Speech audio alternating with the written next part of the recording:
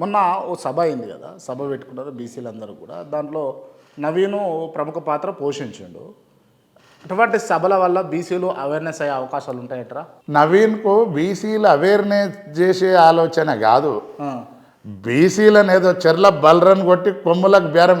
ఇంతమంది బీసీలు చూడు, నేను అదైతా ఇదైతా అనే ఆయన స్పీచ్లనే చెప్తా ఉండు. నేను అదైతా ఇదైతా.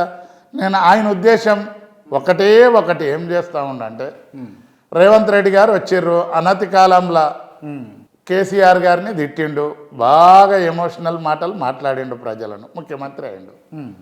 నవీన్ కూడా తొందరలో విలేకరికి వెళ్ళి వచ్చిండు. ఒకసారి ఎమ్మెల్సీగా పోటీ చేసి ఓడిపోయిండు, ఒకసారి పోటీ చేసి ఓడిపోయిండు, మూడోసారి గెలిచిండు. ఒక టేస్ట్ కనుక్కోండు.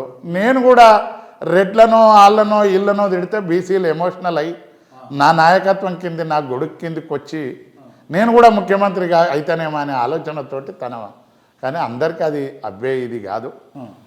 బీసీలకు న్యాయం జరగాలంటే అది కాదు.